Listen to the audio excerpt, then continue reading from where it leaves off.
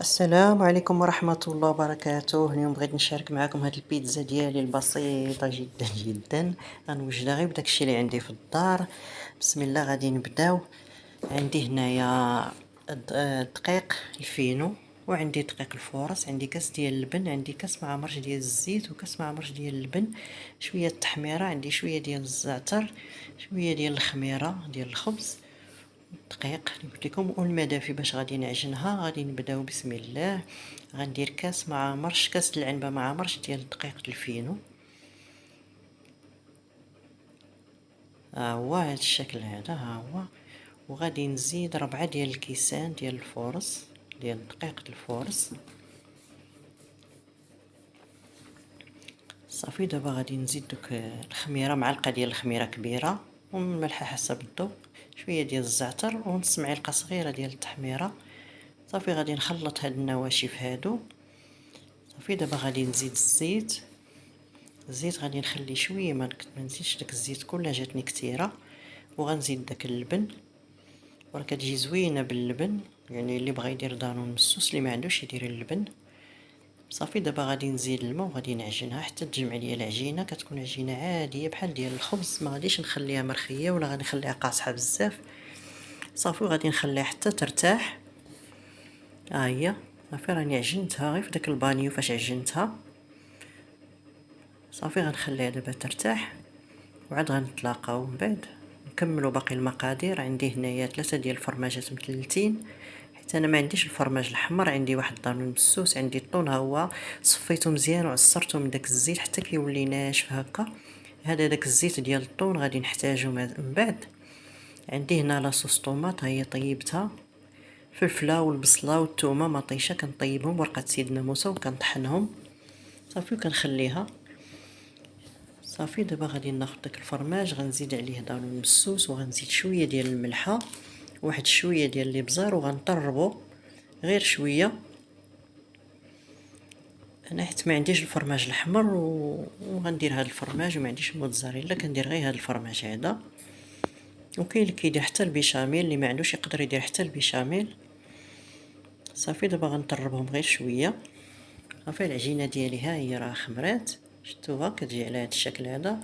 غنقسمها، غندير فيها 2 ديال الكرات، هانتوما بهذا الشكل هذا كنكوروها.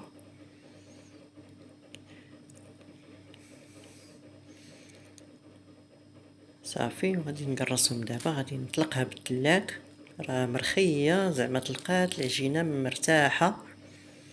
دابا هي من بعد ما طلقتها بالثلاك كتكون رقيقه، كنخليوهاش غليظه، كتجي رقيقه.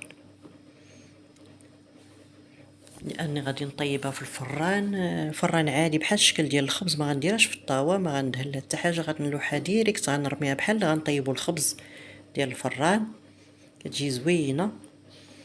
صافي ها هي لاصوص ديالي. لاصوص هادي راه ما فيها لا مطيشه د الحك لا والو، هادي غير مطيشه العاديه، ودرت فيها شويه ديال التحميره. صافي والفلفله حمراء وخضراء.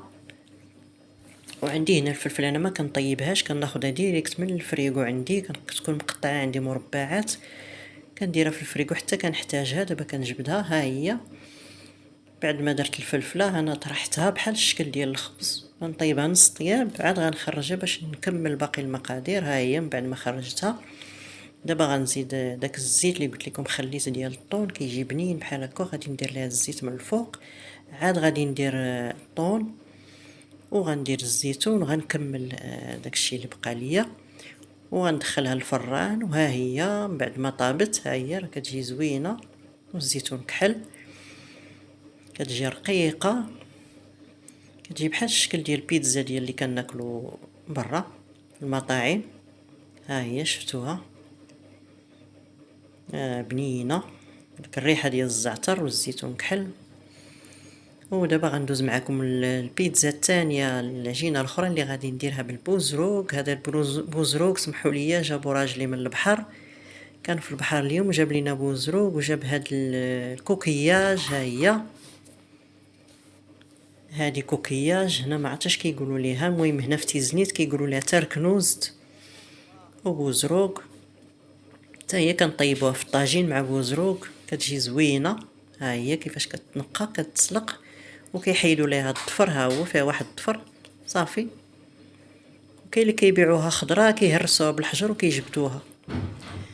ها هي بهذا الشكل هذا صافي. انا من بعد ما غيكمل راه غادي ندير داك بوزروق، ها هو راني درتو في البيتزا ديالي. وهذيك الجهه الاخرى اللي فيها الفرماج درت فيها الاخطبوط، كان عندي واحد شويه ديال الاخطبوط سلقته وطحنته بحال الشكل ديال الطون ودرتو ليها. وهاد الجهه فيها بوزروق، هانتوما كيجي على هاد الشكل هذا. وكنتمنى يعجبوكم هاد جوج ديال الطرق ديال البيتزا ديالي. وإلا عجبوكم ما تنساونيش ديروا لي لايك. والسلام عليكم ورحمة الله وبركاته.